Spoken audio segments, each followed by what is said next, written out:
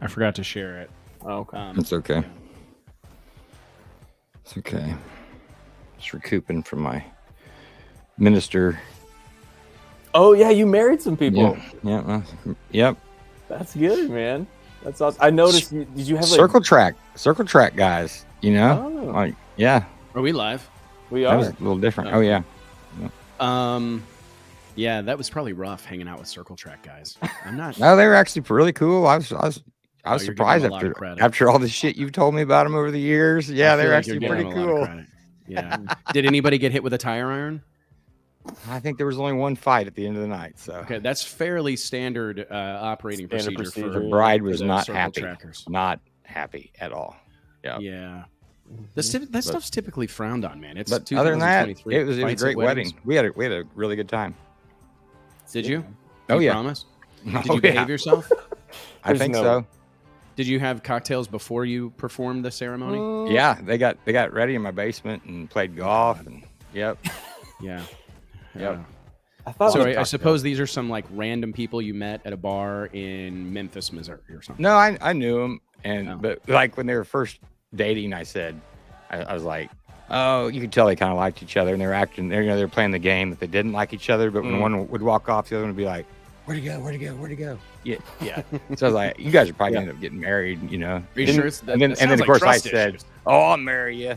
You know, if you ever, I'll come out of retirement. in the And then- picture you had, you boom. like had a beer can in, like while you were doing. Yeah.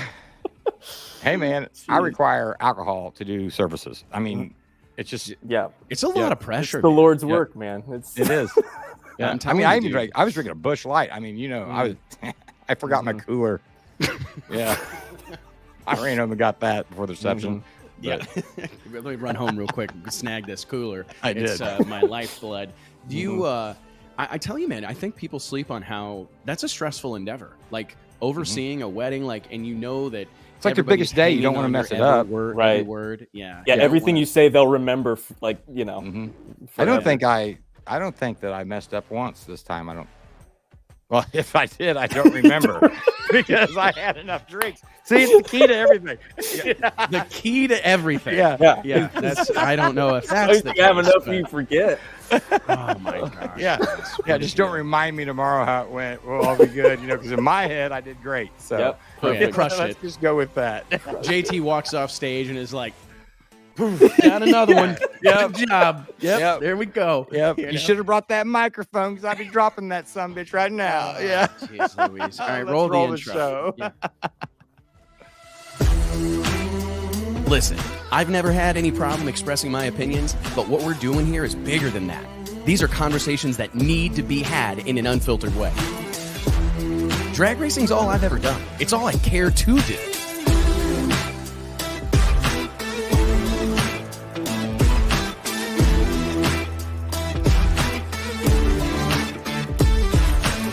I respect the history, I appreciate how far we've come, but I want more for this sport, and I'll fight for it.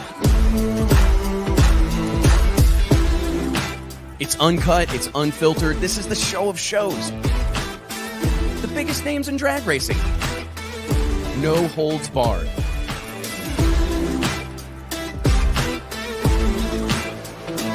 This is the great American motorsport. Drag racing. Prove me wrong. I'll wait.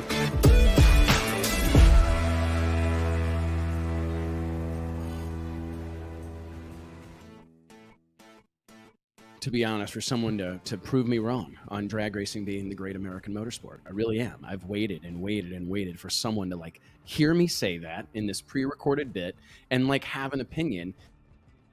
Cool. No one's challenged me, and I'm here for it because I believe without a shadow of a doubt that drag racing is the great American motorsport. What's up, gang?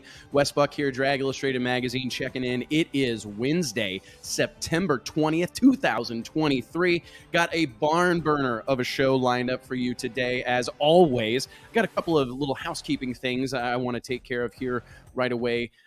First and foremost, huge shout out to all of you for being a part of this each and every week. Remember to click like, click share, click subscribe, help us spread the gospel of drag racing. It really means a lot, makes a huge difference.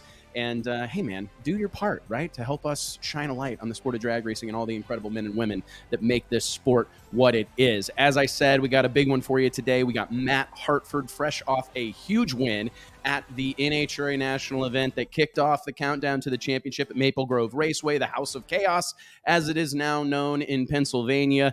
Really incredible weekend. I think we could honestly spend the entire show kind of breaking down Matt Hartford's weekend. And I think we may well do that. I may punt on everything that we have planned for today's show because I feel like this is a true career-defining moment in many ways for Matt Hartford. I'm looking forward to chatting with him here in just a few minutes. I want everyone to know that we did our due diligence to get everyone's favorite drag racer right now, Donnie Hager. We did our best to get the winner of the $1 million bracket race from this past weekend at Gateway Motorsport, Worldwide Technology Raceway Park outside just across the Mississippi River from downtown St. Louis. But this is the coolest part of this story is that Donnie's got a full-time job, and Donnie is working a 24-hour shift at a fire station today and wasn't 100% confident that he'd be able to be present for an interview. So we're going to do a standalone episode later this week. So keep an eye out for that. It's going to be a sit-down interview with Donnie, recapping his experience at the Million and everything that he encountered en route to what is undoubtedly the biggest win of his life. So huge time, honestly. Sellout crowd at Maple Grove Raceway. Congratulations to the Koretsky family, the NHRA, everybody involved.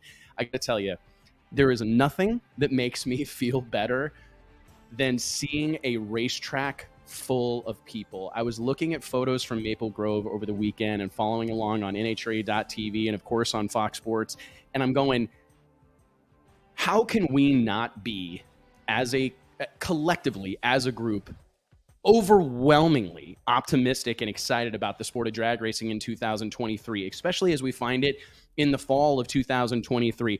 700 some odd race cars at the Million in St. Louis, a packed house at Maple Grove Raceway for the NHRA national event, PDRA Carolina Nationals presented by Redline Synthetic Oils, taking over Darlington Dragway, barn burner of an event out there, No Prep Kings in Las Vegas. We've got so much drag racing going on that it's really hard. Drag Week, Hot Rod Magazine's legendary Drag Week kicking off this week. It's an incredible thing. And if you really look around and you start to take stock of, I was thinking about this, and this is maybe a challenge that we can all work on together, because I think it's worth noting, and it's something that I think as a group we should probably consider more than we do, and that's the economic impact of these events in various venues, various parts of the country, and also to the automotive aftermarket.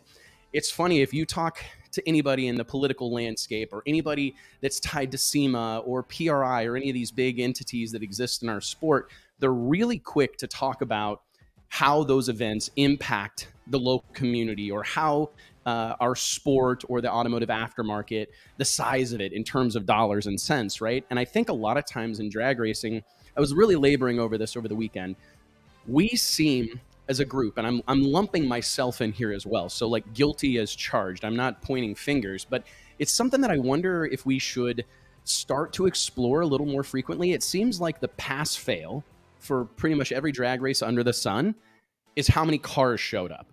Secondarily is the fan turnout. But I start to think about how much these events, these drag races, impact the communities that they're a part of. And honestly, part of the catalyst to this was the recent news that Heartland Park Topeka, outside of Topeka, Kansas, is, by all accounts, officially closing. They put it on their own personal social media channels, all their official accounts that are tied to Heartland Park Topeka, that they would indeed be closing at the conclusion of this season. And I find it interesting that throughout all the messaging that's been sent out, they continue to talk about the value that the racetrack and the events that the racetrack draws, how they contribute to the local community. And I think on our side of the fence, and this is maybe like a call to action to everybody that's a promoter, a race operator, of which there are many at this point in time. I mean, obviously the NHRA is the tent pole, right? They're I lovingly refer to the NHRA as the NFL of drag racing, without a doubt, the major leagues. they do their part, but there's a ton of other promoter sanctioned series events that exist with considerable success across this great nation of ours. And I think that maybe we should spend a little bit of time this off season reflecting on how much these events that we put on impact the local communities. I think about the small towns that exist around so many drag strips in America and what these events mean to those communities in terms of hotels, restaurants, gas stations, everything else that comes with it. Think about the economic needle mover that Drag Week is, as an example. Hot Rod Drag Week rolling from town to town to town over the course of this week. It cannot be overlooked. And I think we're not, like I said, we tend to want to labor over how many people showed up. Like, oh, we had a big crowd of fans, or we had 800 race cars, or we had 400 race cars, whatever the number may be. But I wonder if we shouldn't take it another step further in some of our promotional efforts to really drill down on how much, I mean, and honestly, I was messing around on the internet over the weekend and I'm going, there's a lot of readily available metrics, like average spends by these people. And it wouldn't take a ton of work for someone to look at the lay of the land of their event and go, okay, 60% of these people stay at hotels. The other 40% perhaps stay at the track. Most of these guys are going out to eat types, and really just try to break that down into what kind of contribution each one of these racers make to a local economy during a race weekend. Because again, I think we would be surprised, and I wonder if we couldn't get a little bit more enthusiasm or involvement from the local communities if that was the tip of the sword, if that was what we were talking about. Not how many cars showed up for no box, not how many cars showed up for whatever top dragster, but how much this event impacted our local community. I just think it's something that we should be talking about more. And I'm going to answer the call myself, and we're already starting on a little bit of a study to see, like, the Drag Illustrated World Series of Pro Mod coming up the first weekend in March 2024. I want to be able to tell the locals there in the greater Bradenton, Florida area how much business and activity this event creates locally over the course of the week. I mean, we bring racers in on a Monday and don't send anybody home until the following Monday. So you've got hundreds of racers on the property for a full week. And I really think that we need to be a little bit more proud of what the drag racing community means and what the drag racing industry provides all these little towns and big towns, for that matter, that we go to throughout the course of the year. So I don't know why, to be honest, I felt like starting the show with that notion, but it's something that has kind of hit me in the stomach and felt like a talking point that we can lean into as we move forward in the future. But anyways, I just wanted to touch base on that. I guess we're down a guy. Mike Carpenter, my longtime teammate here on the show, is on vacation. I think this is vacation number 6. We need to hold Mike. It is, I'm pretty sure. And he always gives me shit. Yeah. I know. He's like perpetually on vacation. I don't know who's okaying this stuff. Maybe somebody should check in with Nancy. I'm not sure. Nancy, I'm the HR department. Oh, yeah. Sorry. Is he asking for this time off, JT? Nope. Okay. Well, we need to have a talk about that. Anyways, guys, I want to again welcome you to the show, and I've got him in the green room right now. So let's not waste any time. JT, why don't you introduce the man of the hour, fresh off? I figured you needed a breath after that. That whole intro there. Shut up, JT. Like, hey, gang. And that was the show. Wes Buck signing off. You want me to just punt on it? No, I'm just joking. Don't you think that's a worthwhile anecdote? Oh, like, absolutely. Because we do. All we ever talk about is like, 400 cars were at such and such. Right? They had 800 cars at Jerkwater Dragway. You know, it's like, that's all well and good. But think about, of those 800 cars, how many of them filled up with diesel this weekend at the local gas station? How many of them went to eat every night with their entire team, right? Hungry guys, that have worked their tails off. And drinks. Drinks. Oh, it adds up. Yeah. It really is significant, and it's something that we're not proud enough of as a community. I mean, this is a real significant happening. I mean, if you just look at the NHRA Tour alone, 22 races crisscrossing the United States, right? Small markets, big markets, everything in between. I don't think we can really put enough emphasis on how much local activity is created when this carnival comes to town, man. I mean, it's a big freaking deal. Yep. Right? And it's, I don't know. I just think about those things. And if we could change our message, because our on-track product, like drag racing, our on-track product right now, really across the board, is at an all-time high. I mean, I know awesome we right always now, kind of yeah. default to the It NHRA, is. but Yeah. like Pro Stock, sick. Pro Stock bike, crazy. Top Fuel and Funny Car look better than they have in eons, it seems. I mean, our sport is in good shape, but it's all this messaging and kind of the stuff around. Like, we've spent all 2023 talking about tracks shutting down, right? Some of them aren't even officially shut down, but it's been like the story all year long. Like, oh, Atlanta's gone, Houston's gone, oh, Bandamir's going away. Maybe we think Bandamir's going away. Maybe it's not. I don't know. Topeka's going away. Well, maybe it's not. Maybe not. But now, yeah, I get it. But why aren't we talking about the positive side of this? Is that you want to talk about ways to make sure tracks don't go away. Start using the language that resonates with this group of people, right? I mean, you have to change your messaging. And we can talk to Matt Hartford about this, because as the owner of a business, he recognizes you kind of got to change your talking points depending on who you're talking to, right? Know the room. Yeah. Yeah. I mean, you got to read the room. And it's like if you're talking to Greg Anderson about piston rings, you can probably have a much different conversation than if you're talking to a bunch of private equity guys that don't know shit from apple butter when it comes to piston rings or torque converters or whatever else, right?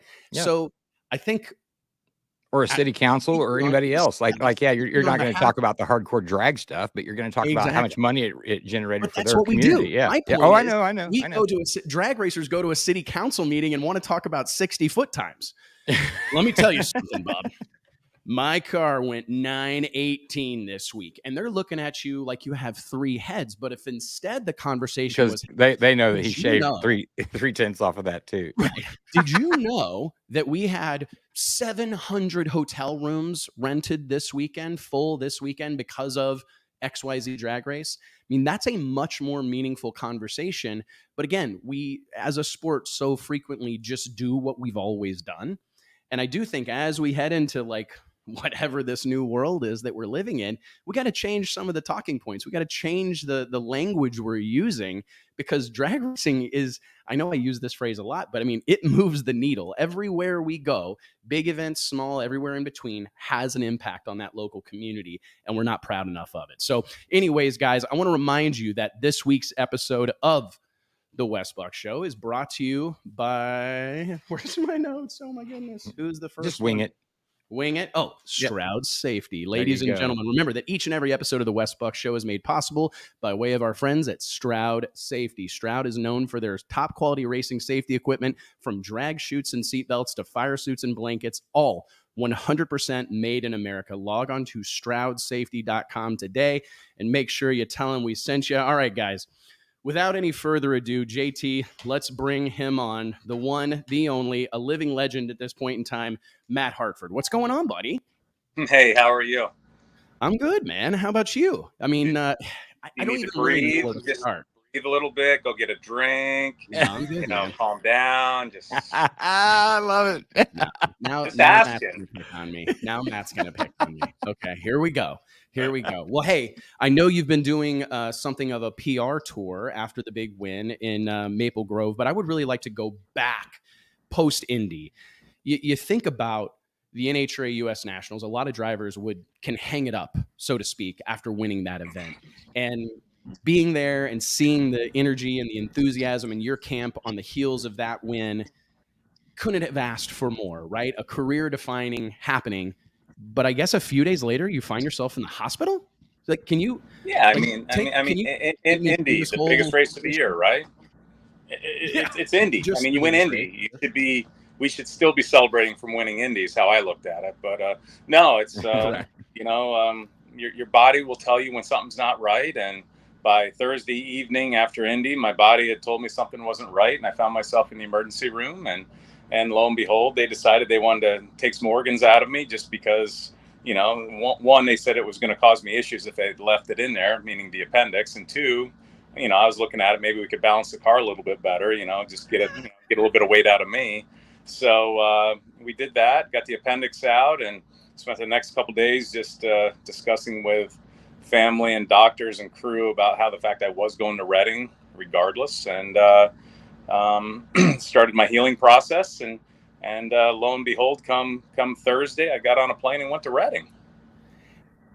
You got to take me through like some of those conversations. Like, who was the first person that you talked to about, like, I'm going to have this surgery, but I am not missing Maple Grove? Like, the wifey or the doctor? I mean, who was the first person that had to give you the green light on this?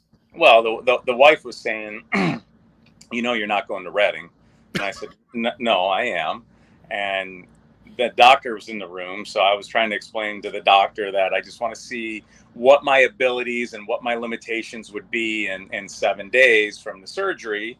And Amber said, no, cut right to the chase. He thinks he's getting in a race car that's going to have 4 Gs, positive and negative, when you launch in the chutes. And he's got to, climb over roll cages to get in. And, where do we stand on this? So there was a little bit of tension. I told her she was going to have to discuss this also with my crew chief, and I knew he'd be on my side. So, but at the end of the day, she wanted to go to Reading and wanted our team to go to Reading as bad as we did. Her focus was making sure that I wasn't going to cause any long-term health effects for myself. And rightfully so. That was, she's not wrong, but Agreed. She wasn't winning that argument either. So I was going to Reading. Yeah, no doubt about it, man. But I'm curious, the conversation I think that has existed in 2023 around pros is like, you got a real shot at this, Matt. Like, I mean, you've got a real deal race car. Team is coming together at like the exact right time. Clearly, there's no quit in this camp. So I'm just curious, like, how much did that, knowing the car you have right now, knowing the success that you had at Indy, and I'm sure planning to carry that on into the beginning of the countdown, was there some pressure that, like, even more so, it's all on you? Because now not only do you have the pressure of like doing a good job driving, but like you're physically potentially hindered by this surgery. I think adrenaline takes over on a lot of levels, and you don't even think about it. And the agreement that I had with my wife and our entire team was we were going to get there, and the only thing I was going to do was drive the car. I could use the laptop to tune the car, and I could drive the car. I wasn't doing anything else. Well, I mean, I guess anybody that's followed social media realizes that we had a miserable Friday and Saturday, and all we did was work day and night on the race car. And obviously I was right in there as deep in as anybody on our team.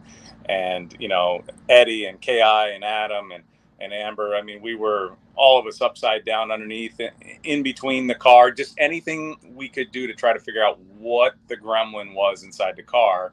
And we found out at the end, we found out by, Sunday morning, it also needed its appendix out. So we took it out, and now we're good. Well, let's talk about that, because I think, so just reflecting on the weekend, I was watching along on NHRA TV, the camera pans to you post-run, and you make the statement that you had a flatbed come in and haul the car off property. And it was like, and knowing you the way I do, I go, oh, he's being sarcastic. Like, this is a joke. So I immediately text Mike Carpenter, right? And I go, hey, did you see what Matt just said? And he's like, yeah, I think he's joking. And I said, I think he meant it though. And he's like, nah, that's Matt. That's just Matt being Matt. And I go, I don't know. Like, I think this really happened. And then we obviously come to find out, you make the post on your social, which I got to be honest, man, like, if we're giving out like Racer of the Week awards, or we're talking about guys that are the real deal, it doesn't get any more hardcore than loading your shit up on a flatbed, a rollback, and then going off property, doing burnouts in some parking lot. So take us all through that. I think any racer worth their salt that's been in this game for any period of time has had that newfound, a gremlin has manifested itself out of everything was fine 3 days ago, and now something's wrong. So can you kind of take us through like just that whole scenario, like what was going on during qualifying, intermittent miss? I mean, give us some tech talk, man. You're one of these guys that are well suited to do it. So in Q1, we went out there and I think we went 54. And I think low for the session was 50. We thought we could go out there and probably run 51. And so we were way off where we thought we would have been. And so when we got back, I'm looking at Eddie and he's looking at me, and I'm like, why in the hell are we so slow? And he goes, I don't know. And we're looking at all the race pack data, and we see all kinds of just like interference in our data. And we're like, That doesn't make sense. Okay, whatever. Get the car ready, make the changes that we think, go up for Q2. I does the burnout, but it's a little rough in the burnout. I let the clutch out in low gear. It's kind of lazy in low gear. I pull second gear, the car shuts off. Okay, well, something's definitely wrong. So we changed a bunch of stuff. And when we look at the data, it lost fuel pressure. Fuel pressure, went from 50 pounds down to 0. Okay, so the car won't run without fuel pressure, their EFI. So we come back around and we say, okay, let's put a fuel pump on it. Obviously, we got a bad fuel pump. So we do that. We go up for Q3. We think everything's good. Car right in the middle of the burnout shuts off, and it stays running. So I go ahead and I stage the car anyway. And I tell my crew guys on the radio, and I signal to both Amber and Adam. Adam's on, my brother's on one side of the car, Amber's on the other. And I signal to them that we're broke. And as soon as I let the clutch out, the car dies. So we push off the starting line. Now we're pissed. So tow it back to the pits, change out battery, disconnect, some wiring, a different fuel pump, some switches, just a whole, anything possible that we thought it could be. Fire the car up in the pits, goes up on the chip, no problem, sounds great. Go up there, start the burnout, and it dies right. I mean, I literally don't even get out of the water and it dies. At this point in time, I know we got a problem. I'm thankful it didn't happen in the final in Indy. I'm thankful that it didn't happen Q1, because had it happened then, we wouldn't have been qualified. And we tow it back to the pits.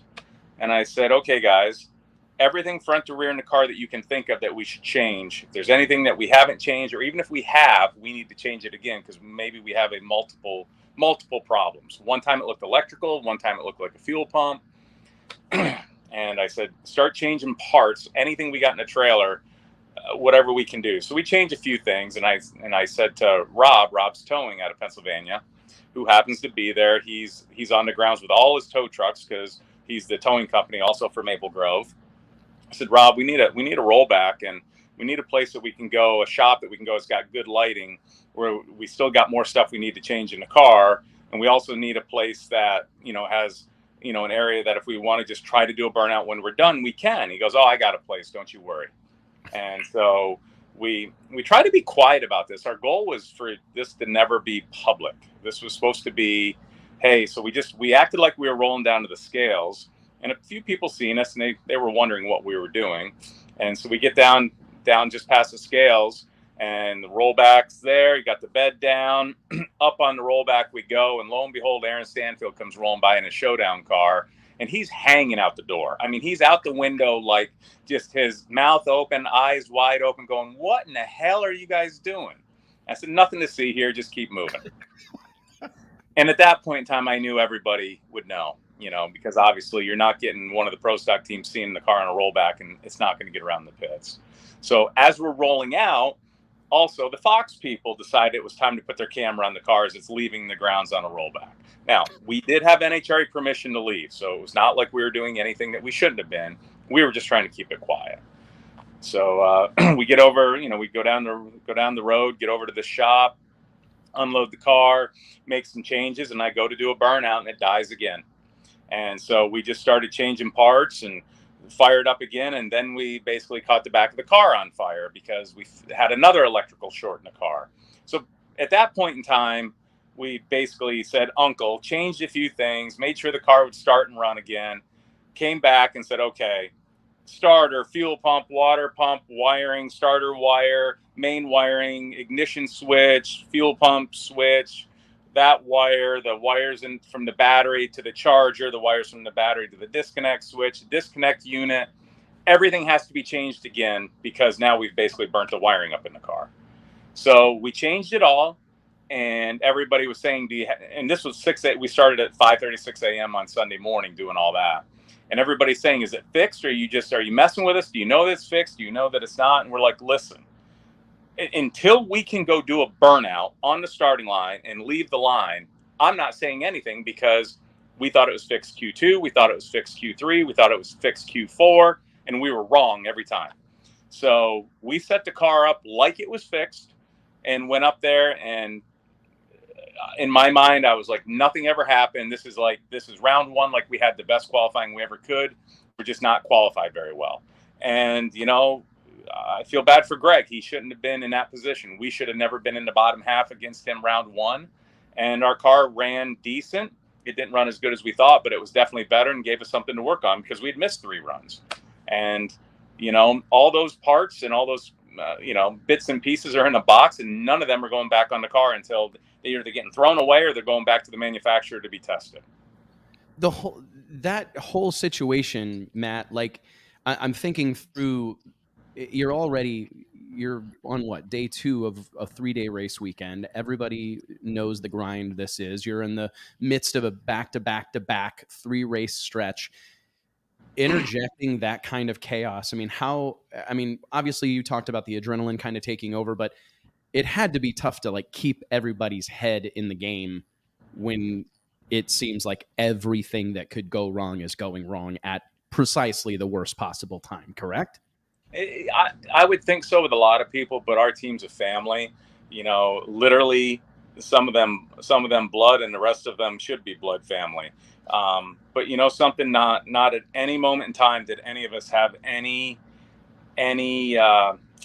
harshness or shortness towards each or any one of us, because we're all there for the same reason, and everybody on our team will work as hard as the next one or try to outwork the next one. So we only had one goal, and that was to fix the problem and be ready for round one. And it didn't matter if we ate, it didn't matter if we slept, we didn't care what it was going to take. We knew that we had a problem, and if we didn't fix it, because no one else is going to come fix it, if we didn't fix it, we were going to lose round one guaranteed. So the only thing we know what to do in our team is work. And honestly, like, that's drag racing. I don't know if there's a single word that kind of embodies our sport more so than that one. Yeah. Work. I mean, no matter where you're at in this journey, whether you're, you know, top of the food chain like you racing NHRA Pro Stock or somewhere else, this stuff requires work. Even the most successful teams, they're there because of the work that they put into it. So it's interesting because that's typically the wrench throwing, people bowing out. Like, that's a tough environment to be in. I've been in a handful of those situations myself. And I mean, it's a big credit to you, Matt, and the leadership that exists and the family cohesion that I don't think exists everywhere in our sport. I mean, do you agree? I mean, I think that in a lot of ways, that's perhaps a difference maker for your camp, is the family nature of your operation. Look, you look around out here, and whether you look at an NHRA event or any of the other events that go on around the country, or whether it's even different forms of racing, there are teams out there that work their butts off day in and day out, and they understand what it takes. And the ones who do understand what it takes are the ones that are typically the most successful. I'm not saying that you can't be successful with the other environments, but to be successful, the number one thing that it's going to take is a team. And not one person can do this on their own, and you need everybody rowing in the same direction. And I say it all the time, whether it be, you know, here or at Total Seal, you know, if this is something that you don't want to be involved in, no one has to be involved in it. And obviously we all choose to. But if you're going to be on our team in any environment, please put your paddle in the water and row the same direction. If you're not going to be on our team, don't just leave your paddle in the water. At least take it out of the water so you're not hindering the rest of the team. And our team is rowing. Everybody on our team is trying to row faster than the other guy on our team, because we all have this passion to want to win. And it's evident, my friend. Matt, I'm curious, considering the nature and the grind that is a back-to-back-to-back race weekend, especially to start the countdown, were you guys eager to get to Charlotte, or would you have rather had the opportunity to maybe spend a week at home and kind of figuring out some of these issues and preventing them from ever happening again, or knock on wood, happening again anytime soon? Or was it important to you to keep this momentum, albeit having its moments, but to keep this momentum? I mean, you're staring down you've got a hot rod, brother. I mean, you've got an opportunity to make a big move in the coming weeks. I mean, what's the team's feelings on the situation right now? Well, we think Q1 should be today in Charlotte. You know, we're ready. Let's go. Yeah. You know, the more time, you know, you hear it all the time, you know, the announcers in the booth up there at NHRA, you give so-and-so so many runs and they're coming for you. You hear it all the time. Look, there's 15 or 18 other teams out there that are coming for us, and we know it. So we're going to keep, we got some momentum right now.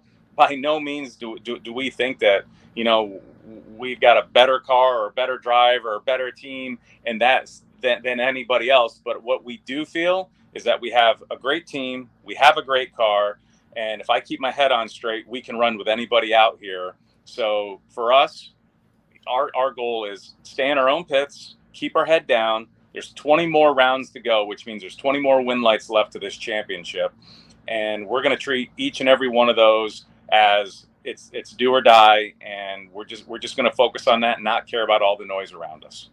What do you make of, you have, as part of the KB Titan, you get power from them, we've had a really interesting 2023, actually the last few seasons, kind of this going back and forth and this huge camp rivalry that's kind of developed between the Elite Motorsports teams, the KB Titan teams. It feels like it's been really good for pro stock drag racing. I mean, we've got more cars out there than we've ever seen, a really exciting time for 500-inch pro stock racing.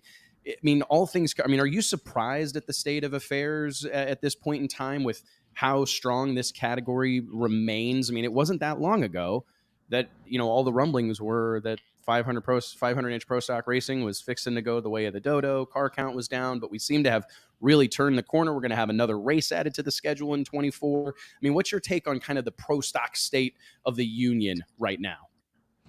You go back and you look. So at the time that was all happening, and I was racing pro stock then, we were getting 15 pro stock cars to an event. But let's not forget, you were only getting 11 fuel cars at those events too. So, was pro stock really the only class that was struggling? No, but no offense, the media made pro stock the class that was dying, not the class. And it's no different than what you're talking about racetracks. The media is what causes a lot of the negativity. And the more people that keep talking about the negative side of everything, the more people believe it. If you came out and said, every time if you said pro stock's the strongest class and you beat that into everybody's head, sooner or later, everybody that listens to every media organization says the pro stock is the strongest class. I mean, it wasn't too many years ago that they said pro mod was taking over pro stock. Well, what happened there? That did not happen. And if you look, pro mod went from having 40 cars down to about 13 in a year. Right. But that wasn't, in my opinion, connected to the media, because I agree with you. The problem that exists is that salacious, scandalous headlines get traffic, right? Mm-hmm. And we've seen that. I mean, in the publishing world, it's if it bleeds, it leads. We, for 20 years, really haven't subscribed to that at Drag Illustrated, but it has hindered us at times because we don't always get the traffic that we would if we were as excited about sharing that kind of horror story news, because that's the stuff that gets passed around on social. I mean, I actually referenced this a few months ago right here on this podcast that I find it interesting. We put out an announcement. We put out a social media graphic that Heartland Park Topeka is closing. And that son of a gun will damn near go viral, Matt. I mean, it'll get hundreds of shares, thousands of comments. But I can put out a quote that's just as, or a graphic that's just as sexy at the exact same time of day that says good news. Like, hey, there's over 420 drag strips operating in North America right now successfully. It won't even get a like. Right. You know what I mean? And it's just interesting the way our culture or the way society is kind of programmed. And that's a tough thing. I mean, it is a really, really tough battle because it's hard to have it both ways. You know what I mean? But it's a tough thing. I can't argue though, because it was a part of kind of pop culture and racing that like pro stock's dying. Right. And I lived it, and I'm looking at it going, how are you saying that? If you said anything, the more correct truth was drag racing was struggling, not pro stock, but everything is in its entirety. And now look at Indy. We had 22 pro stock cars. Okay. How many fuel cars? Yeah. Not Indy, Reading. Yeah. Yeah. Reading had 22 pro stock cars. Fuel cars had 16 or less. 16 or less. Yep. And I'm not being critical of that because those cars are super expensive to run. If you want to fix drag racing and you want to fix the professional levels, It has to start at the top at NHRA, and the number one thing that has to change is the purse. Right now, if you lose first round at a national event in Pro Stock, you cannot pay your hotel room bill for a very small crew. That's ridiculous. And that's the reason that car counts have struggled, and that's the reason your World Series of Pro Mod, the pro shootout that's coming in Bradenton for Pro Stock, Funny Car and Top Fuel. That's the reason that there's so much excitement around that, because everybody wants to go to these events, because I can win more in Pro Stock there or within a few $1,000s. That'll pay the same to win there as it will to win the championship in NHRA. Tell me that that's not a problem. I can't argue. And this is like a really delicate situation that people get up in arms about really quick.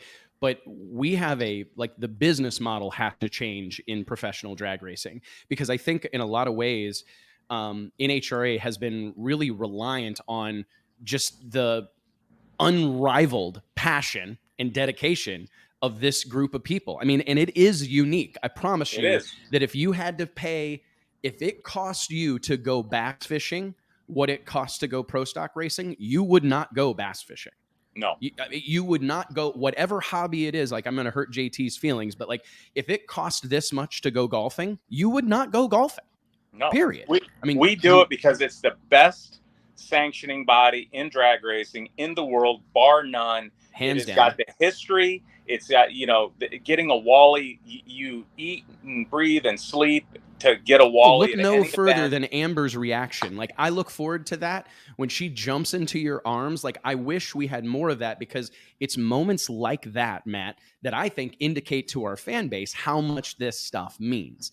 Those moments are important. And when, and it's not, this isn't like, I'm not trying to like, throw stones, but you do see teams like kind of take it for granted, or like just, you hear that thing, like act as if you've been there before. No.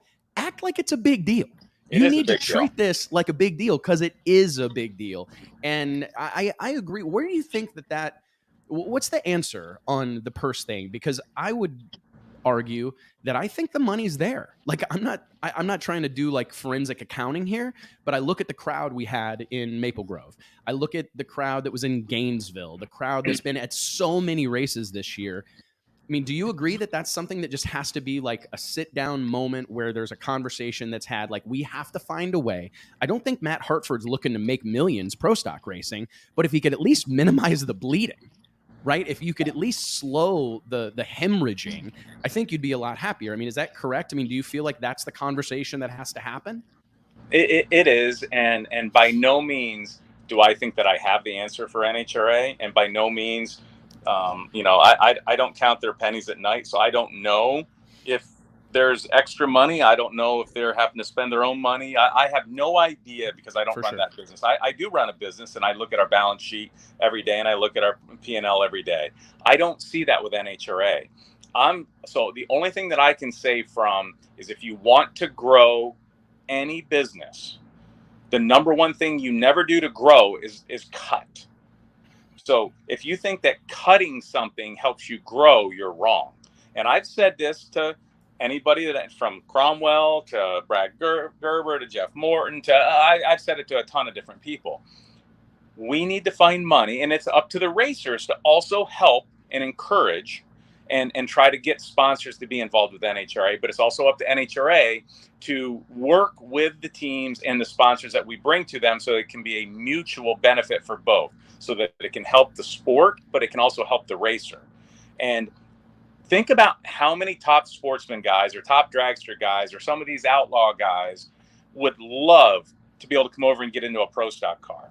If you made it every event $50,000 to win in a pro stock car, and I'm just talking, I don't know where the money comes from, but if it was $50,000 to win and $10,000 to qualify, don't you think there'd be a lot of people trying to figure out how to go to 1 or 2 or 3 races a year? There is no doubt about it in my mind, and right. I've seen it for me, like, as somebody who, same thing, look at a budget, look at a balance sheet, look at a P&L daily, and I'm going, I would see these purses. That's part of your marketing expense, right? I mean, if you're buying billboards, buying radio ads, buying television ads, paying for production, whatever else, you'd be surprised. And I've experienced this myself, how much more attention you can garner in these markets when you're talking about significant amounts of money. Like, for whatever reason, similar to the if it bleeds, it leads mantra, big numbers matter. Like, that's part of the sports vernacular at this point. Like, if you follow along with any stick and ball sport, there's going to be some reference to how big the money is, right? Like, whether it's in NFL, MLB, and NBA, it's in contracts, right? I mean, every freaking day on ESPN, there's another headline about 250 million, 250 million, right? I mean, that is part of the marketing. Like that, that speaks to how significant this is, the scale of it, how many people are impacted by it, because the fan base knows that those numbers aren't possible without a lot of eyeballs. Like, it all works together. And I think that is something that I couldn't agree with you more, Matt. I think if the pro stock purse were even modestly increased, we would be blown away, because, I mean, this is tough for me to say, but I've met very few pro mod guys that didn't, like, the original dream was to race pro stock. Right. I mean, that's most door slammer guys. When it's the pinnacle of door slammer racing. It's the pinnacle of door slammer drag racing. And nothing against pro mod. It's just a different, but pro stock has always been the pinnacle, and because it's the most delicate, and it's the most precision racing and door slammer racing in the world. It's precision. That's the word. There's no doubt, and it's a known challenge. And the thing that I like is that you see people struggle. Like, it's a class of drag racing that will make or break you. I mean, you see people, and I think it's important at times in our sport. Like, I love the accessibility of drag racing. I absolutely love it. I believe that it's the gateway to all motorsports. No matter where you end up, you likely got your start bringing your street car or your daily driver to a drag strip, a high school night or a trophy night, whatever the case may be. So the accessibility of drag racing can't be overstated. However, I do think at our sport's highest levels, this should be some shit that not everybody can do, right? Like, I know that I can't play basketball with LeBron James, right? I know that I can't. I don't even want to attempt it. And I think we don't do enough. The sport has to do a better job selling the challenge that is doing this, and that it being successful at it. I mean, a lot of people can maybe drive a race car, but not that many can do it really well consistently. Yeah, and I'm still looking for somebody to get in my car that can do it well, because I'll tell you what, I struggle every week in it. These things are a handful, and by no means am I saying anything, but Eric Latino did a really good job in Pro Mod when he raced, and he had a lot of fun. And I'm just saying what he would tell you. These cars are hard to drive. He got out of a clutch car in Pro Mod and got into a pro stock car, and he's point blank said to me he cannot believe how hard these cars are to drive. And that's coming from a guy that's seen both sides. So I had a similar conversation with Steve Matusik. I remember when Steve got his feet wet in 500-inch pro stock racing on the mountain in Denver. Right? Yes. So it's perhaps never more difficult than pulling second gear in sub 1 seconds. Yes. Right. So, I mean, I agree with you. It is a extremely challenging endeavor. And so I guess that's, but people want to do it. Agreed. People want to do it. And look, if that event in Bradenton, let's just say that to win that event in Bradenton paid the exact same thing as to win the event in Gainesville, whatever the number is, let's just say they were even. I can tell you what, I would not be in Bradenton. I would not go to that event. Just because there'd be no reason to go to somewhere to where it's not going to be the exact same thing as what you're going to race for a championship on. The only reason we're going is because the carrot is so much bigger than what we can get in NHRA. That's the only reason we're going. And I think if you ask across the board, why is everybody else going? It's the same reason. It's not that Bradenton is not a great racetrack, but what you do in Bradenton and what you learn in Bradenton will not apply to when you get to Gainesville. Let's just call a spade a spade. Yeah, I mean, it's hard. I mean, that's it's almost impossible to replicate that environment. Like, despite what we will do our best efforts to replicate it, it'll be great. Difficult. It's very difficult to replicate an NHRA surface because they've got 500-600 cars going down it. Yep. They've got the cadence that and the pace that they keep is unlike anything else that happens in drag racing, to be honest. The different types of cars. I mean, we got clutch dust on the track. We got stick shift cars. We got small tire cars. It's so many different types of race cars that's a really, really tough environment. And I see that all the time. I mean, I get a little chuckle. I hate it for the race team, but whenever you see a team go test at their local track or a track nearby, and then they're surprised when it doesn't really translate to the race they go to next, because it's just, you got the local track prep guys trying to impress this big NHRA guy. So the track's on kill and they've got it as good as they've ever had it. And that is not at all the conditions that Matt Hartford's going to race in Charlotte this weekend. NHRA does a great job of giving us a consistent racetrack week in and week out. Now, there's anomalies that they can't, being 145 degree temperature in Topeka versus 77 degree track in Reading, that NHRA can't control that, but they can control what they do day in and day out to prep the track and get it ready. And they do a phenomenal job, and they work their butts off to do that. And we all bitch and complain from time to time.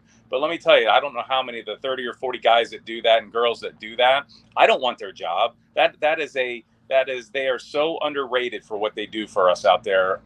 They're there way before the sun comes up and way after the sun goes down, dealing with oil downs, dealing with rain, dealing with, racers who are pissed off about something every time.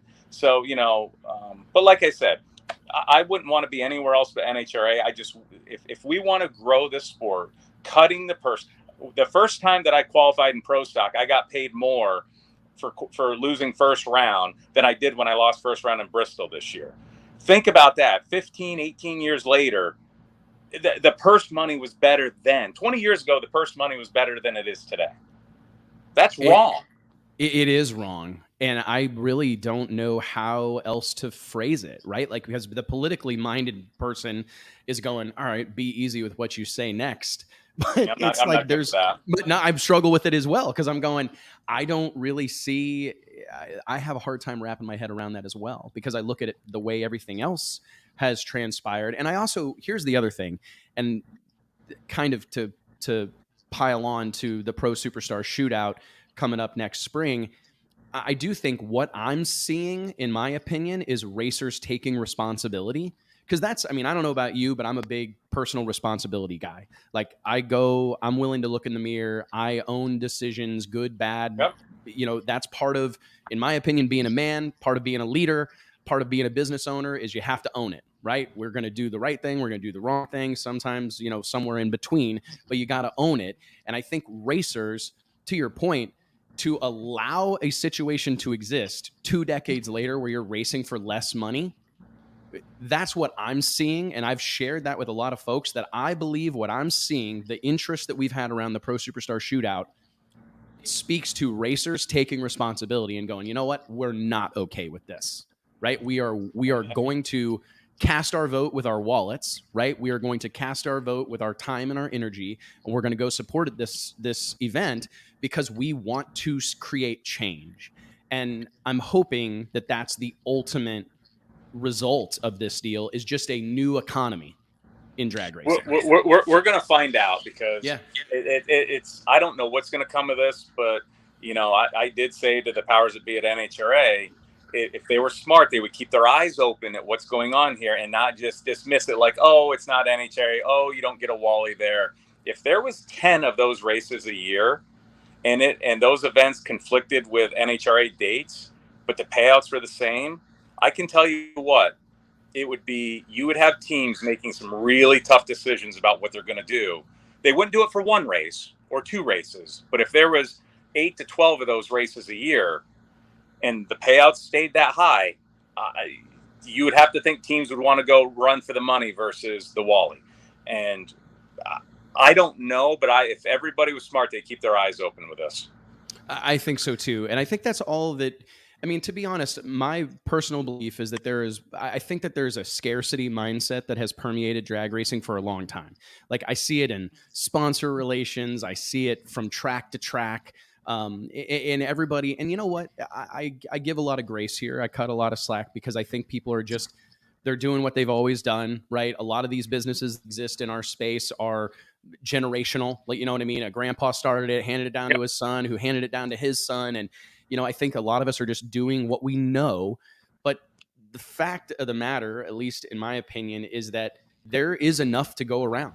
You know what I mean? Like NHRA can be successful and this deal can be successful. PDRA can be successful and the World Series of Pro Mod can be successful. I mean, we're at a point in time where, admittedly, at the top of our sport, maybe there's not cars to go around, but it's healthy enough. And if you go below that, it's really healthy. I mean, holy shit. I mean, there's more no prep small tire cars than you can number. 800 bracket cars at one race this past weekend in St. Louis.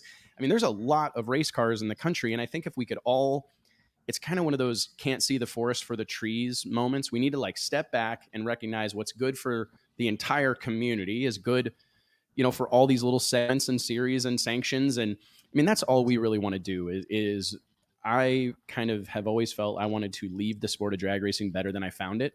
Like, that's kind of been our goal is like, what can we do to grow and build the sport of drag racing so that whenever we ride off into the sunset or I get old or whatever, older than I already feel, I can feel confident that we contributed to trying to better this community.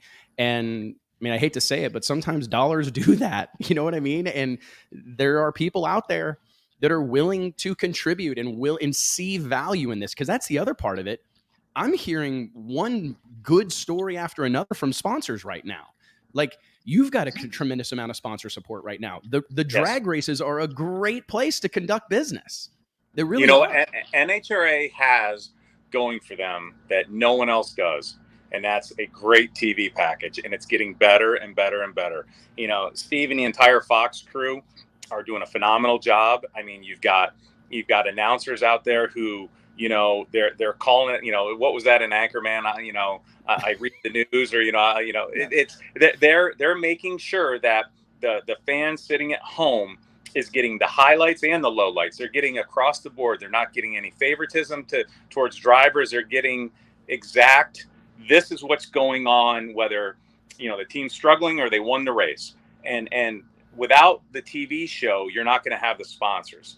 So, you know, all it would take for all these, 800 cars at a local, in St. Louis at a local, bracket race or, you get to these $1 million races. Just think of how many people would come run top dragster, top sportsman, super stock, and even maybe up into pro stock if the purses were higher. Think about NHRA would have so many people wanting to run a national event if the sportsman classes don't get paid anything. Basically zero. And if you look at some of those comp eliminator rigs and operations and top sportsman rigs and operations, you can't tell me some of those dudes couldn't run either a full pole or a limited pro stock schedule. You can't tell me. Absolutely. Oh, trust me, they can. So, but that's all we need to do is work together as racers, as media, and I believe that the powers that be within NHRA also want the same thing, and that's to help grow the sport. They haven't done it yet. There hasn't been, we're barely back to what the purses were pre-COVID. There needs to be a substantial increase. And that increase may mean not as many events, because everybody struggles. The reason you only have 12 or 13 fuel cars in an event is because there's too many events. If you only had 18 events for everybody across the board or 16 events for everybody across the board, you would have more cars running for a championship. You'd have more cars at every race. But until the purses come up, the more people can come, or there's more sponsors coming in because the TV show gets more popular, et cetera, it's a struggle to get the people to migrate up into the professional ranks. And that's just my opinion. I could be 100% wrong. I honestly can't argue. I think that I've seen that be an issue at some of these like regional series and stuff where there's not like an incentive to move up, right? Because what I hear from racers frequently is that like, well, I'm really happy right where I'm at. And we get the same treatment as those guys. We get the same, none of us are on TV, so that doesn't matter. And I do think you have to build in like some desire to move up the ladder. Because, I mean, it's to be honest, going back to my Steve Matusik story, I remember how the experience that he had in Denver, because he came up to me and he goes, man, when you race pro stock, they treat you different. And I said, really? And he goes, oh man, like they like brought me this packet with all of our credentials in it. And they're like talking to me and I'm like going to driver intros and stuff. And his experience was kind of being part of the, at its best was considered a professional category, but kind of those early days of pro mod kind of getting its foothold in NHRA. And it was just interesting. And that really spoke to him going like, hey, I want to move up because this is how I want to get treated when I go to the races. Right. Yeah. So I don't know. I think certain things like that, real quick before we cut you loose. And I appreciate you being so candid and so gracious with your time as always, Matt. Real quick, what do you think the number is? Because we've actually got an additional pro stock race in 2024, correct? I think we're going to be at 20 races. Is that right? They haven't told us. Okay. No, that's I have pressed them for, is it 18 races? Is it 21 races? Is it 16 races? What's the number in your mind? It should be 16. Now, Greg Anderson will say it should be 30. Right. Richard Freeman will say it should be 52. Right. Because they lease engines. And from a business model, they're not wrong. From an independent guy with limited sponsorship and runs a business and writes a check for everything, 18's a struggle for us. I mean, and it's hard. But look, we're in a position now, there's 5 races left. I can tell you, our goal is to go out and try to qualify at the top and get small points and try to win all 5 races. So, whatever the number is this year, that's what we're going to. But I think next year, we've heard there's potentially more. We've heard it's going to stay the same. But the communication could be better from them to us is all, I guess, is a good way of putting it. I think it's interesting because every single professional drag racer that I speak to, and I will admit that I have heard it from like Greg Anderson whenever he was the only guy that I spoke to in whatever it was, 18, 19, when they first reduced the schedule. He was the only guy that I spoke to, him and Jason Line, that were like against it. Yes. But I understood their reasoning. To your point, leasing engines, their sponsorship deal was a race to rate, a number based on the number of races. They're not wrong. They're not wrong. However, I'm here. I agree, man. If you do like a real needs assessment in the pits of an NHRA drag race, speaking to professional drivers, I'm yet to encounter one that doesn't want to race a little bit less. Not 8 races, but like a slight decrease to make it, because this is a conversation that's been going on a lot in 2023, is that the customer has changed. I mean, Matt Hartford is like a good example of the pro stock racer. Independent business owner, right? Doing this as an extension of your business. You're the customer. Still a lot of time away. That's rough. Even though, in the fuel ranks, the pro stock ranks, the pro mod ranks, the top sportsman, dragster, stock, super stock, all the way through all of them. They're all our customers, and I get to see them face to face a lot, which is great. And we do our tech talks here. We're going to have another one Friday and Saturday. That's all good. But it is still a lot of time out of the office, a lot of time that your mind is focused on something else for that moment in time. And for most people out here are business owners. So that's the reason I feel that if they were pulled back to 16 events a year, and I know that's not feasible with all the tracks, and I get that. It's my wish, which I know won't come true. Well, it's okay. I sure like for you to share them with us. Do you have any other wishes, Matt? Let's run through your wish list. Okay. Wish list. I wish to win Charlotte. Then I wish to win St. Louis. Okay. Then after that, I wish to win Dallas. Vegas, I definitely want to. I wish to win there both on and off the track. And then I wish to win Pomona so I can wear a white hat. That's my wish list. It's not that hard. No, man, that feels doable, dude. Matt, thank you so much. Congrats on all your success. I wouldn't be surprised to see some of those wishes come true, dude. It's fantastic to see someone with your candor. I mean, I don't know if you saw the quote, the comments coming through here, but it's like real meaningful interviews, sharing your thoughts and feelings, shooting from the hip per usual. And it's great to see you in the winner's circle as well. So send our best to your better half, and we will see you at the racetrack, buddy. All right, Wes. Thanks a lot. Thanks, everybody. Appreciate you. Talk to you soon. Holy moly, man. I can't get enough of Matt Hartford. I mean, he does a great job at these. But I do want to take a minute to remind you that each and every episode of the Wes Buck Show is brought to you by our friends at Redline Synthetic Oils. Redline has a reputation with racers and hardcore enthusiasts for creating products that perform and protect better than any on the market, and they've been doing it since 1979. Whether it's your race car, your tow rig, your motorcycle, or your lawnmower, when you think about lubricants, you need to think about Redline. For more information, log on to redlineoil.com. JT, buddy, we got a ton of notes, a ton of show to go through, but I spent an hour chatting with Matt Hartford. Dude, that was great, though. I mean, it's so good to hear someone else say it. I mean, it's basically the stuff we've been saying as well. For a long time. I mean, you got to treat those guys like professionals for them to be professional, right? Like, I don't know. You got to act as if, right? Right. I even said that to Elon Warner earlier this week that, sometimes I think that we have too much access to the drivers, spectator wise. Like you've got to almost treat them like they're a rock star, and that so that the curtain only gets pulled back just a little, so you get a peek, and you want more, right?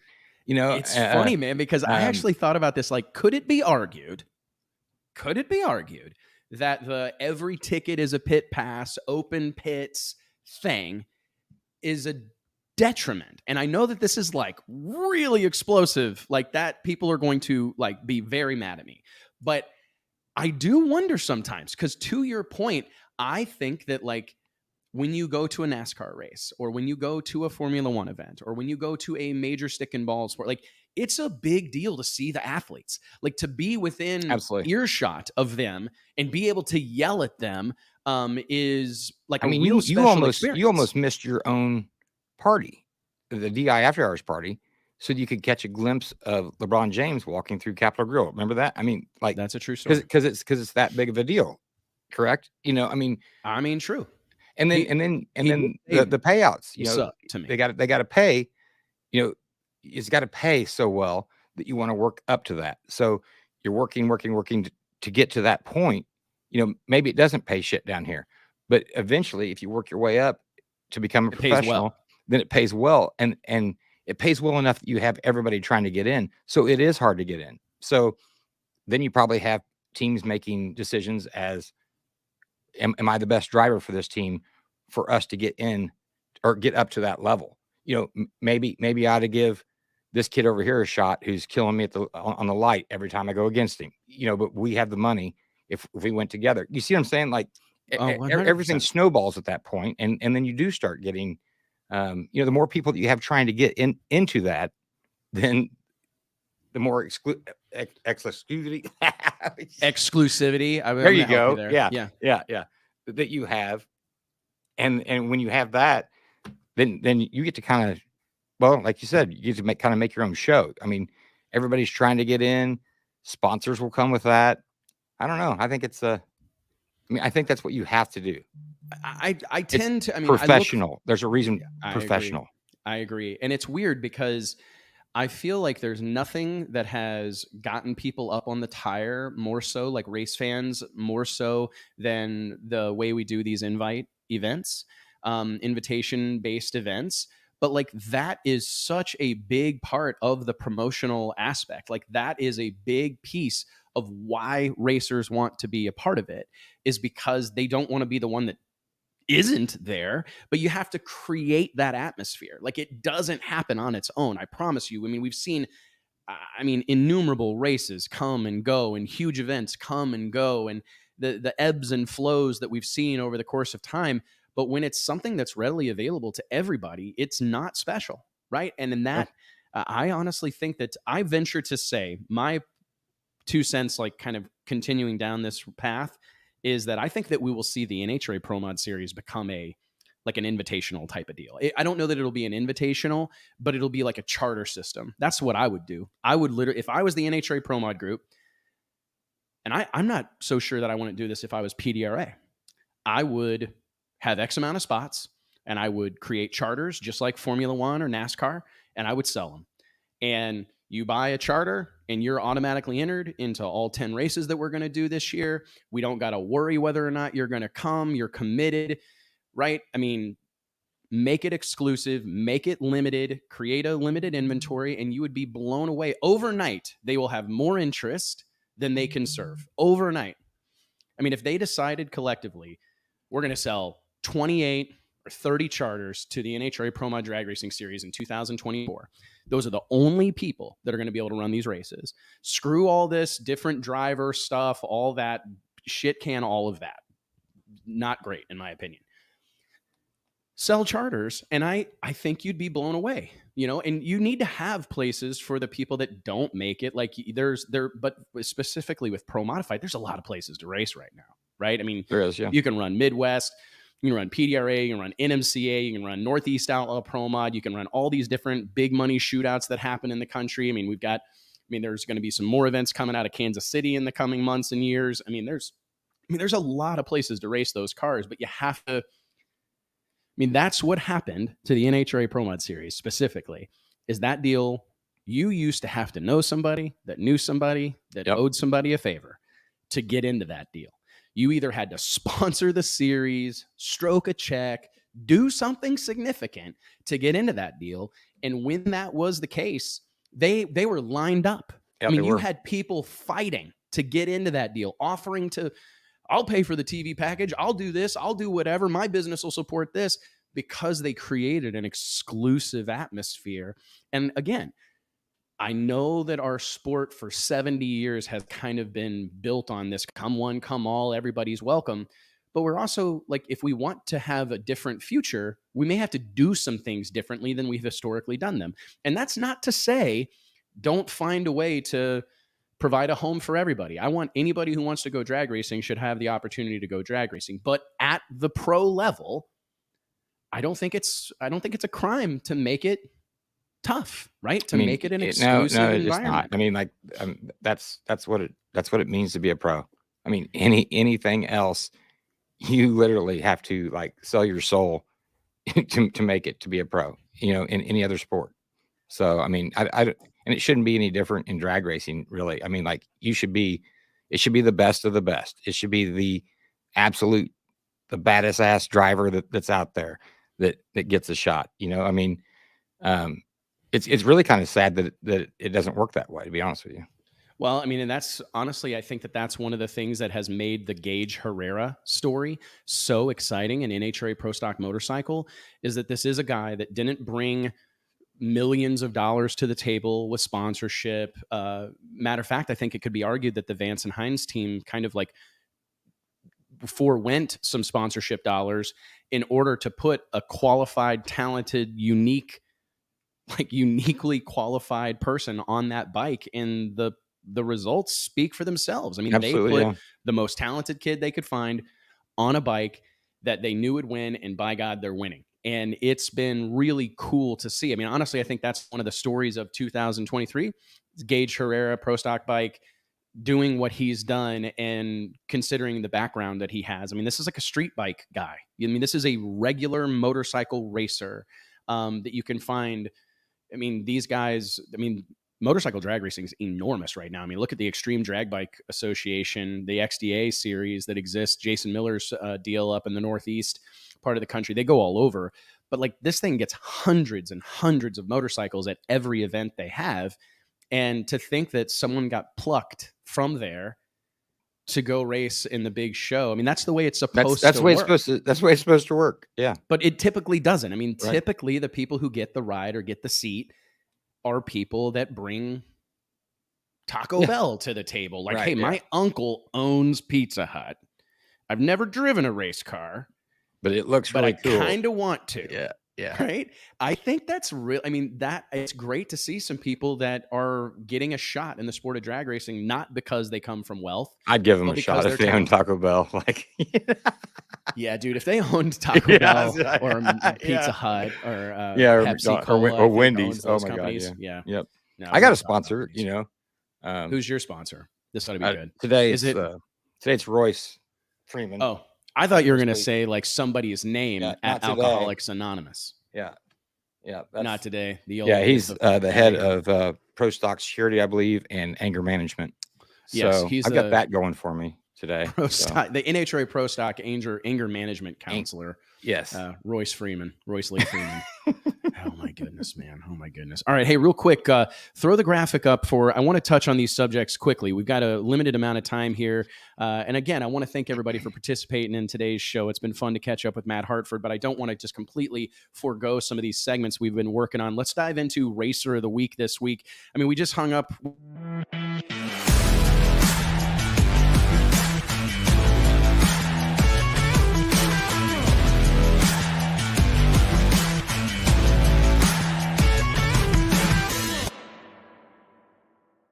Big dog. Well, that was the wrong one, but it was because I super couldn't control loud. the volume. Yeah. But that woke everybody up, right? It woke me up, right? I mean, I feel like I've developed a twitch. Look at Blake in the green room. He's going, "Oh my God, Blake's I worked so hard on that shit."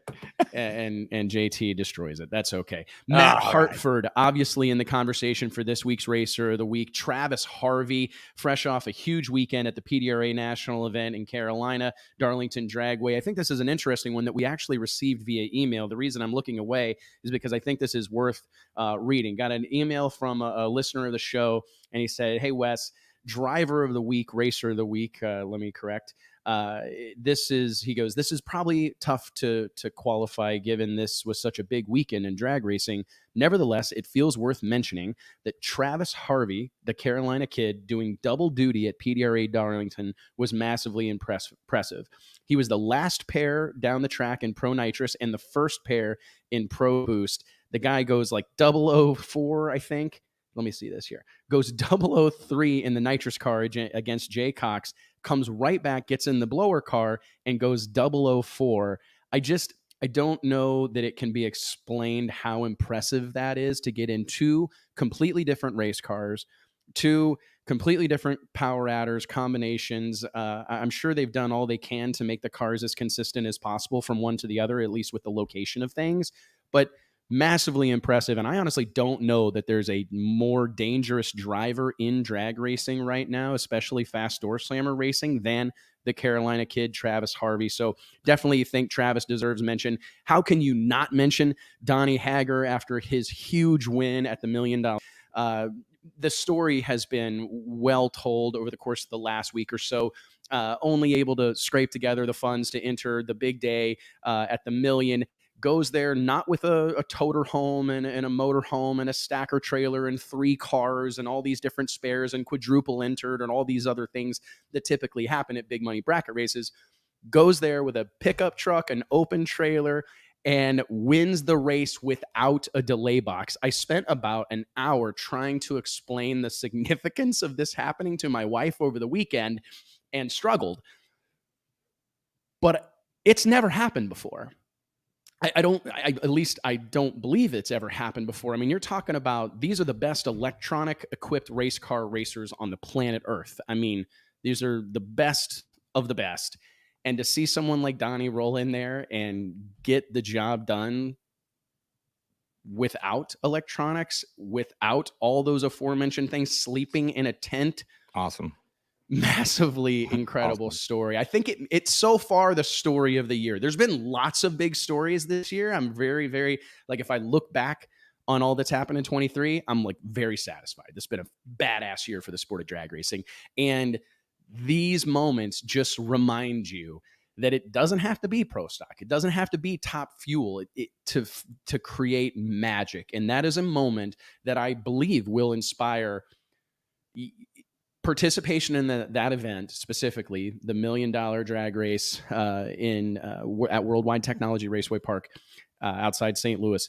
You will have racers that never thought that was possible and like, oh man, I have no chance against some of these big money guys and the latest, greatest dragsters and all this latest, greatest state-of-the-art equipment that race all the time. You got Donnie Hager showing up and getting the job done. Massively impressive. I also want to give kudos to Chad Green, who had a fantastic weekend, went to the final in Nitro Funny Car. I've known Chad for a long time, and to see his perseverance, see him stay the course the way that he has and find himself in championship contention in Nitro Funny Car is massively impressive. I couldn't be more proud of what Chad's accomplished behind the wheel. And last but not least, Jamie Fowler sealing the deal at the PDRA Carolina Nationals and Darlington Dragway. Hell of a weekend for Jamie Fowler and company, finally scoring a PDRA Top Sportsman win, which anybody who's paying attention well knows is some of the toughest racing that's happening in the country right now. So huge congratulations to all these guys, Matt Hartford, Travis Harvey, Donnie Hager, Chad Green, Jamie Fowler, everybody that was nominated for Racer of the Week this week. But I'm going to give it to Donnie Hager, the winner of the $1 million drag race in St. Louis. Let's get a graphic made. Congratulations to Donnie. And let's dive right into run of the week, JT. I don't have as many because it's this weird time of year where we're almost in record-setting season, but it's still pretty warm in several places around the country. It's still warm here in the greater Dallas-Fort Worth area. I can tell you that. It's 93, 94 degrees today. So we're not quite there where we're going to see the record-setting runs, but we had some boomers. Doug Coletta, 365 with an 336 miles an hour, 336.99 to be exact. Hell of a run. It was great to see Doug Coletta and company score his 50th win, Top Fuel competition, but do so in such fine fashion, running really well. I think we've all been waiting for the Alan Johnson, Doug Coletta pairing to bear fruit. I think everybody saw Alan Johnson, Brian Houston get involved with that team and expected immediacy, immediate results, immediate success. And it's taken a little bit longer than I think anybody really expected, but they look tough headed into these last 5 races of the NHRA season. Are you at all surprised that it's already the end of September? Yes. I mean, it's crazy. Just when I said that out loud, the last 5 races of the season. Yeah. That's crazy, man. It almost feels, I mean, it doesn't feel like, to me, the season didn't start, that long ago. I mean, it has, this summer has flown by faster for me than any other summer. You hear that all the time, right? The older you get, the faster time goes, and I understand it, but it's still, when you're experiencing it, it is really surprising. Because me personally, I was telling this to someone this afternoon at lunch. It's like the last thing I really remember was like the 4th of July. And prior to that was like World Series. And then like Christmas prior. You know what I mean? Like, it just seems like there's been these big landmark happenings. And now the year's almost over. I mean, I can't believe that we're in Q4. I mean, we had a meeting last week about PRI preparations. And that's really hard for me to wrap my head around, man. I'm not ready for this year to be over. No. I mean, it feels like, there's plenty of drag racing left. That's like every week. It seems like there's just not enough hours in the week, or you're like, oh my god, football season's here, football season, yeah. I mean, I wasn't ready for that. Yeah. Already week 3 of the NFL season. It's a really, really wild time in the sport of drag racing. But if you think about it, and I do want to reflect on this momentarily. I would love for everybody to really think about that. Maybe share with us in the comments where you went racing this past weekend or where you're headed this next weekend. Because if you really take a step back and think about all the significant happenings this week in the sport of drag racing, the start of the NHRA countdown, headed to Charlotte for the second of a 3-week race, PDRA Carolina Nationals going on, the $1 million drag race, Hot Rod Drag Week in full swing, which sold out. I mean, there's a lot of stuff. Really great drag racing going on. And we literally just in that like 2 sentences barely scratched the surface of what's happening, around the world. The amount of streetcar events, no prep deals. I mean, we've talked about all these things and completely overlooked the fact that No Prep Kings made their first ever appearance at Las Vegas Motor Speedway. I got to be honest, man. Did you ever? I don't know that I ever saw that deal getting to a point that they'd be adding a race like that at that track, like midway through the season. It was crazy to me. Like, typically when an event is added, it's kind of like at an off the beaten path or a racetrack or somewhere that you weren't thinking about, right? Like, oh, this popped up and they had an opportunity to see that deal like pop up at the Strip at Las Vegas Motor Speedway. Like, that's a huge happening for that group of people. Yep. I bet Justin Swanstrom, I think about people like Justin, and really that whole group. I mean, you think about, this is a group of guys by and large, Chuck Sightsinger, Murder Nova, Dave Comstock, the list goes on. These are guys that, like, not that long ago were working day jobs, racing on asphalt streets in the middle of the night or in industrial areas with etched concrete roads. Now they're racing at the biggest, most prestigious maybe not getting paid if they got edited out. It's crazy. I've reflected on that a lot this year. Like, the fact that this group of guys, like, there was enough interest and enough dollars and cents available that they took these guys to Australia. They went on a world tour, bro. Like that. And I truly believe that exists for drag racing on a lot of levels. I mean, there's a lot of opportunity out there for our sport right now. If you think about it, there's few things more natural than a drag race, right? Like once you go beyond, like if you want to take a fist fight and make it safer, right? You know what I mean? And allow for man to compete against woman on a level playing field, young man to compete against old man on a level playing field. It's an incredible thing what drag racing represents. And I truly believe there's a much bigger, brighter future out there for everybody involved. That's like what gets me out of bed every day, is knowing that there's more out there for all of us. I mean, do you agree, JT? I mean, this shit. Yep. I mean, does it get any better? It doesn't. Then side-by-side competition. I mean, mono, e-mono. I mean, there's so many things. It caters to our ever-shortening attention span. I don't know. I just sometimes think that we don't spend enough time laboring over. I was thinking about this last night. Last thing, I'm just curious what your thoughts are on this. You know how during every Major League Baseball game, we sing a song during the 7th inning stretch? Mm-hmm. Take me out to the ball game, right? We need to create an oil down song. I've decided. We need to have a song that fans know that we're going to sing as soon as the tractor rolls. Like as soon as we see the tractor rolls, it's like, fire up the tractor, get that, you know what I mean? Like something, I don't know. Cause I think, and we'll sing that like fun over and over and over at radio races, right? No. Oh, yeah, true. I was thinking about that. I go, this is a great idea, Wes. You need to write this down by next week. No, we'll get it. Well, no, we'll get it for the World Series of Pro Mod and all these other races that we got. Okay, that's fine. Okay. Yeah. You have to. But I mean, I thought that exact thing, T. I go, this is a great idea. I need to write this down. Like, we need to come up with a song that we sing during. But then I thought exactly, like, we're gonna probably have to sing it 70 times a day at some of these events. Like, people, it's gonna be fun the first time. Yeah, but we'll just make it a really long at the beer garden. Yep. Yeah. There's. Make sure you add that in there. Me over at the beer garden. Yeah, right. That's actually a good idea. Yep. You know. Anyways, all right. What else do you got for me, T? I know I got some other script reads, so we got to talk a little bit longer.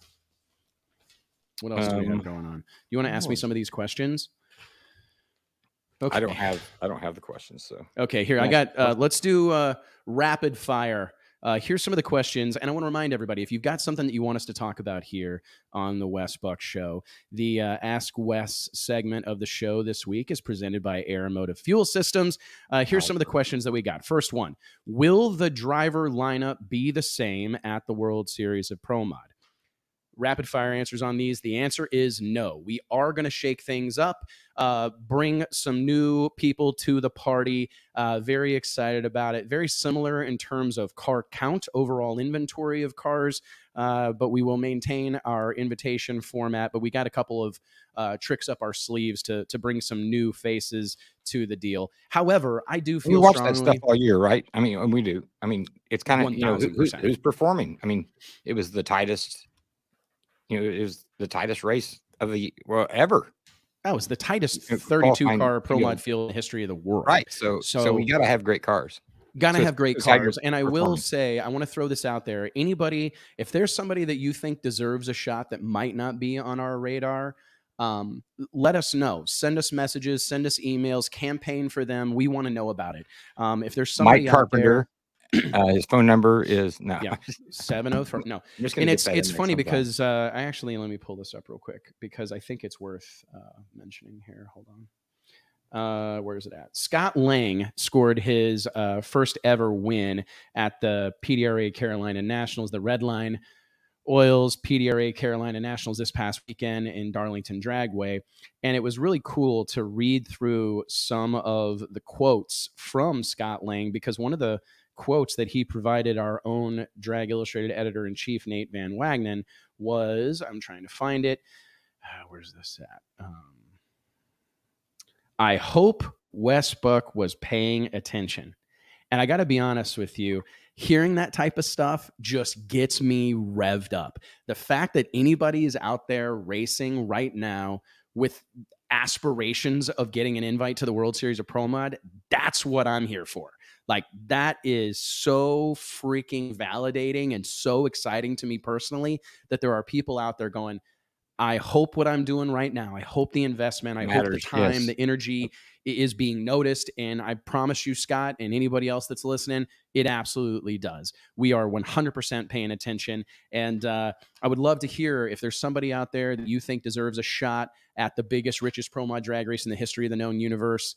Let us know. We'd love to hear about them. I'm very, very fond of my cast of characters, our roster of drivers as it is right now, but I'm definitely looking for some opportunities to shake things up. And yes, Kevin in the comments asked if past winners still get automatic invites, and yes, they are absolutely for a lifetime.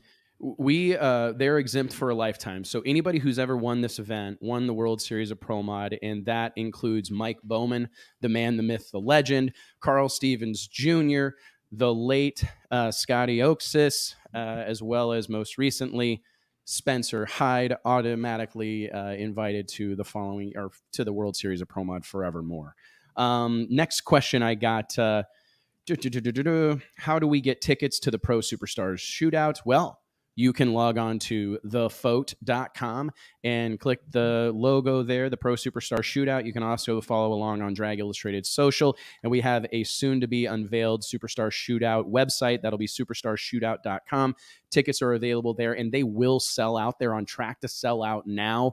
I venture to say we're 140 days out from the Superstar Shootout, and I venture to say we'll sell out inside of the next 45 to 60 days at the pace we're going currently. So I would encourage you to snag those tickets now. And I think the World Series of Pro Mod is on track to do the exact same thing. I even shared it earlier and said that you buy a ticket and I'll buy you a beer. So that's sweet of you. I know. You're going to be buying a lot of beer, big dog. Well, it's just people that saw it, right? Never been to the World Series of Pro Mod. Heard a lot about it. What can I expect? Great question. And I'll tell you what, man, I think that you'll find the most electric atmosphere that I've personally ever experienced at a drag race. And I've been to all the big ones. And that's not something that I say trying to take shots at anybody else. I've been to the U.S. Nationals 20 times. I've been to the Winter Nationals. I've been to the finals in Pomona. I've been to the PDRA World Finals. I've been to the Shakedown at its height in Englishtown, New Jersey. I've been to innumerable big drag racing events. ADRL races when the place was at capacity. There's something special happening down at Bradenton Motorsports Park in the World Series of Pro Mod. And I think it's this collection of the best in the world from all points of the globe. I think that there's this coming together that happens at that event that I've never experienced anywhere else. And I think it's because it's so different and it's once a year. I've thought a lot about this. We've had opportunities to expand that operation. We've considered doing 2-3 races. We've considered doing 5-6 races. We all these different things. But I really think the magic of the Drag Illustrated World Series of Pro Mod as it exists right now is the fact that you have all these guys that go, and gals that go spend their year chasing points in the PDRA, spend their year chasing points in the NMCA, spend their year chasing points in whatever sanction or series, right? All different types. But they come together this once a year and they get to see people that maybe they don't see as often as others. There's a different air. There's just something in the air at that event that is really hard for me personally to put my finger on. But I really think that it boils down to the fact that we're all in. Everybody there believes what we're doing. Everybody there acts the part. They go there and they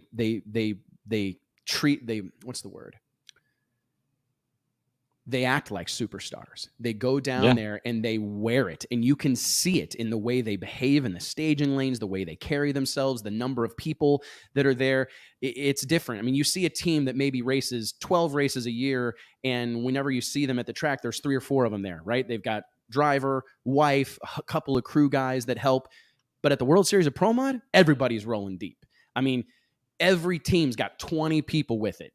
Tom and Louie and all of our cousins and uncles and everybody that we know comes down to be a part of this event. And I think that it would probably lose that if we were to do more of them, to be honest. I think I think the time that we're all together is part of it as well. You've got teams parking the Sunday before the race teams that are there testing all week long and breaking bread together at night and doing stuff during the day, right? I mean, it's a really, really, really unique thing because it's like family reunion meet. Yeah, it's one of the opportunities prize fight. Yeah, it's like an opportunity that they've rarely had to ever line up against so-and-so driver from whatever other sanctioning body, and to be in the staging lanes where they're all together at one time, where they do fly their own flag from where they came from. And I love it. And I mean, seeing the together. PDRA show up and have those huge flags made and they're waving their flags in the I'm going, this is what it's all about. That was badass. It was such a special moment. And like, you got Keith Haney down there, the owner or the founder of the Midwest Drag Racing Series, and you got the reigning, defending NMCA Extreme World Extreme Pro Mod champion there. Like, all these people that operate in different communities coming to this one venue.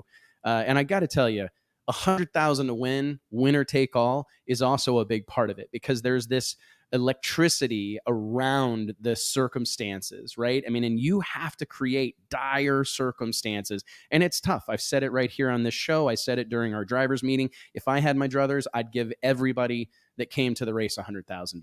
Like, if I had the money, I think they all deserve it. I really do. I think these are the best racers that exist on the planet, but there's got to be a winner come Sunday night, and there's only going to be one of them. And I think that just that pressure that exists, I mean, it brings out the best in everybody. It brings out a little bit of an edge. It brings out a little bit more swagger, a little more pep in your step, a little more chest puffed out. And that really is the difference. And I also say it all the time, like, it starts at the top. Like, if we're not excited about what's going on, I can't expect my racers to be excited about it. I can't expect my fans and sponsors to be excited about it. It really does. What do I always say, JT? You can tell how good an insurance salesman is by how much coverage he has on himself, right? And I see that a lot in our sport, where there's promoters out there that don't have that much coverage on themselves. They don't truly believe in what they're doing. Well, I can tell you, we truly believe in what we're doing with the World Series of Pro Mod. It is the biggest, richest Pro Mod drag race in the history of the known universe. And I hope folks know, one of the things I've been hearing a lot about, this wasn't a question that I received, but it's for, this week's show, but it's one I've been getting on the phone lately. Like, oh, do you feel like the Nitro race is going to overshadow World Series of Pro Mod? Absolutely not. By all indications, it's only going to help. And I said this lovingly to some friends of mine that had asked me that question. And I said, man, if you've got an opportunity to put on a drag race that John Force is going to come to, Ron Capps is going to come to, Antron Brown's going to come to, you have to pursue it. You have to take that opportunity. But let me not get it twisted. The World Series of Pro Mod is the big one. That's the biggest drag race. I mean, that's a huge, huge, huge happening, and it will never, ever not be a huge, huge happening, JT. Promise you. I agree. Yep. You so ride the high from one to the other. I think there are people that only go. I mean, we see it all the time. It's short-sighted to think that way, to be honest with you. Is. It really is. I mean, nothing would ever grow. If that was, I mean, don't you remember when we got ripped to shreds for putting John Force on the cover of Drag Illustrated? I remember DI 49. We put John Force on the cover of the magazine, and people lost their mind because we had built our brand on the back of Marcus Burt and Shannon Jenkins and Scotty Cannon and these hardcore door slammer guys. And that's always been our bread and butter and forever will be. But if you want to go to the big dance, you need a big dance partner. And my argument to people that were concerned about us like changing our focus or going to the big time or whatever was, we're not bringing John Force down to the level of the local yokel outlaw racer. We're bringing the local yokel outlaw racer up to John Force's level. We're trying to make them guilty by association. And that's I want Drag Illustrated to be spoken about in the same breath as NHRA, IHRA, anybody else. I want it to be known that Drag Illustrated puts on the biggest events in drag racing, not races, the biggest events in drag racing. And we had an opportunity to grow our, repertoire of events, and we had to pursue it. But I hope no one ever gets it confused that like thinking that the World Series of Pro Mod is like less of a focus or less of a priority than it has been, because that'll never be the case. Yep. All right, man. What else do we got going on? I think that's it, buddy. I think you nailed it. I'm excited to talk to Donnie. We're going to do like a standalone interview. I'm just going to interview him. I think we'll call it like the Drag Illustrated interview. Maybe that can be another podcast. We can do another podcast.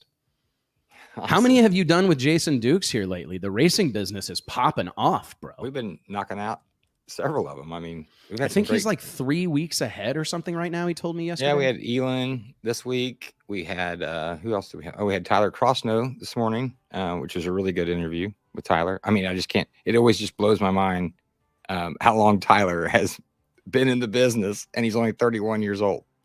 It is crazy. Yeah, I mean, I sent him a screen grab of a memory on Facebook, the first ever story. It was a Q&A we did with him in the magazine, a photo James Sisk took at Holly Springs, I think, in Mississippi. And it's crazy to think about all that's happened in the last decade as it relates to Tyler Crossnow, right? I mean, he goes from working at a racetrack, manage a racetrack, prepping racetracks, to now running the PDRA, running Virginia Motorsports Park. For the Outlaw Streetcar Reunion. That's another event I miss. What was it? Kevin Mullins went 411 in, I forget what year it was. He remembered what year it was, but it was a long time ago. And you were going to buy, we were joking about it, you were going to buy jackets. Oh, that was a bad, we dodged for anybody, you dodged a bullet. For anybody that went in the threes, you were going to buy the threes. I was going to do the Drag Illustrated radial tire 3-second club. Yeah. Because at the time it was like super controversial, right? Brad Edwards went $3.99 in not Huntsville. that time he hadn't. Right, no, he hadn't yet. Yeah, but like leading up to that, it felt like this insurmountable, like, oh, it's going to happen. Who knows when it's going to happen? But it's going to, not everybody's going to be able to do it. And then it's like when one person broke through the wall, they started coming hot and heavy. And we'd have had, how many radial cars have run in the threes at this point? Hundreds. Holy shit! Hundreds and hundreds of radial cars have been broke. in the threes. Hell, they've made the tires considerably smaller. Yeah, it would have been Broke Illustrated if you would have bought all those jackets. It would have been Broke Illustrated. That's a fact, man. All right, guys. Well, hey, huge shout out to all of our sponsors: Stroud Safety, Redline Synthetic Oils, Aeromotive Fuel Systems, theFoat.com, Racers Club, FlowRacing.com. Remember, support the people that support us, and we will see you next Wednesday, 2 p.m. Central Standard Time, right here on the Drag Illustrated YouTube channel. Thank you, guys. Appreciate you, JT. Thanks, Blake. Yep. Thank you. Later, y'all.